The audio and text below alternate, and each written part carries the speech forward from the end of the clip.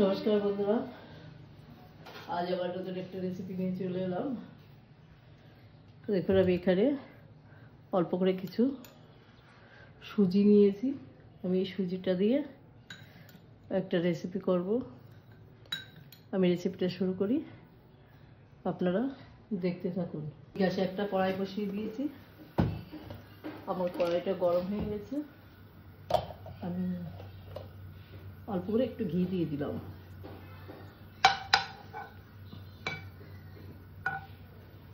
কটা কাজু বাদাম আমি ছোটো ছোটো টুকরো করে নিয়েছি, এটাকে ভেজে নেব। কাজুটা হালকা ভাজা হয়ে গেছে। এবার কটা কিশমিশও ঠিক এমনি ছোটো ছোটো করে কেটে নিয়েছি, এই কটাকে দিয়ে দিলাম। কাজু আর কিশমিশ দুটোকে ভেজে আমি তুলে নেব। কিশমিশটা পরে দিলাম, তার কারণ কিশমিশ খুব তাড়াতাড়ি ভাজা হয়ে যায়।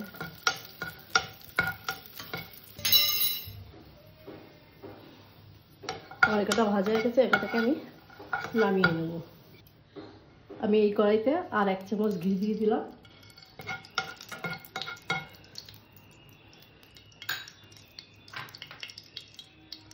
সুজিটা দিয়ে আমি ঘন ঘন নাড়া দিয়ে ভেজে নেব।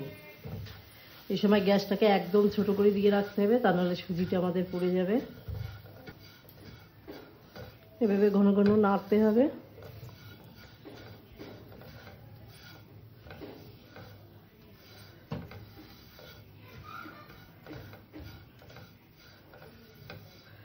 সুজিটা কিন্তু আমি একদম কড়া ভাজা করবো না, একটু হালকাই ভাজবো, যাতে কালারটা লাল না হয়ে যায়, সাদা সাদা থাকে। আমি সেইভাবে সুজিটাকে ভাজবো। আমার সুজিটা ভাজা হয়ে গেছে। আমি এখানে আগে থেকে জাগিয়ে রেখেছিলাম সেই দুধ দিয়ে দিলাম।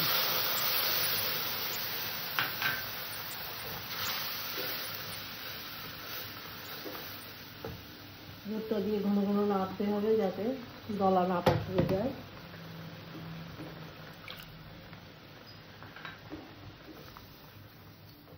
দিয়ে দিলাম চিনি।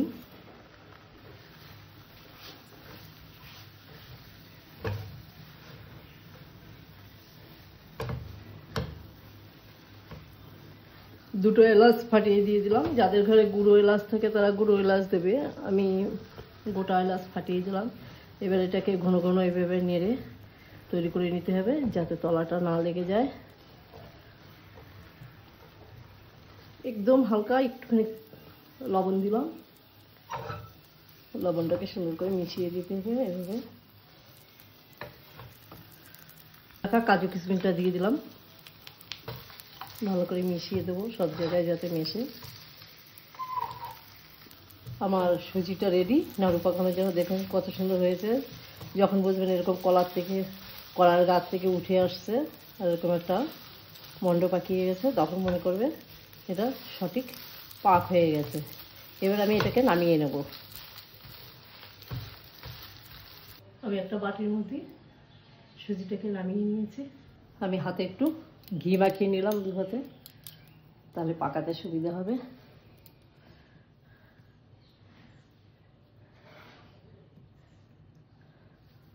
আমি একটু ছোট ছোট করেই করলাম। এভাবে সুন্দর করে পাকিয়ে নেব।